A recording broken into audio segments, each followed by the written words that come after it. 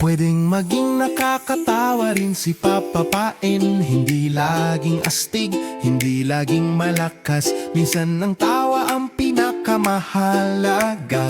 Ang saya ay mahika buong araw. Si Papa ay nakatayo ng tuwid, kalmado at maayos, pero mga seryosong hakbang. Maingat ba ay gumagalaw, gumagawa ng nakakatawang mukat. Sinusubukang patawanin si Papa Limagayto. Pwedeng maging nakakatawa rin si Papa Atin.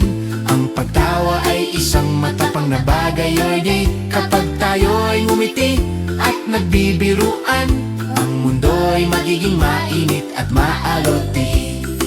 Simusubukang katawanin si Papa, nagiging sobrang nakakatawa. Isang maliit na talon, Isang nakakatawang hakbang, isang kakaibang tunog sa halip na magsalita. pra ay umuuga, umiikot at umiindeyog. Si Mumba ay tumatawa mula tainga hanggang tainga. Pwedeng maging nakakatawa rin si Papa Paten. Ang saya ay bagay sa atin pareho sen. Hindi kailangang laging astig o malakas yat. Ang tawa ay nagpapanatili sa atin ng matagaling.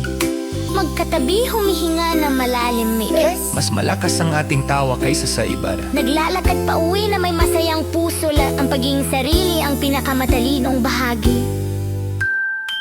Pwedeng maging nakakatawa rin si Papa Paten. Ang pagiging totoo ay matapang at tapat na.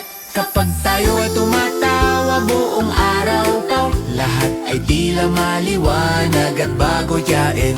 Kung ako ay madapa o hindi tiyak, ang iyong tawa ay nagpaparamdam sa akin ng seguridad. Nakakatawang sandali, malaki man o maliit. Yang saya ay mas malakas kaysa sa lahat. Tahimik na ang araw, ngunit nananatili ang mga ngitid. Masayang puso pagkatapos maglaro. Pwedeng maging nakakatawa rin si Papa Alin. Kaya mahal na mahal kita.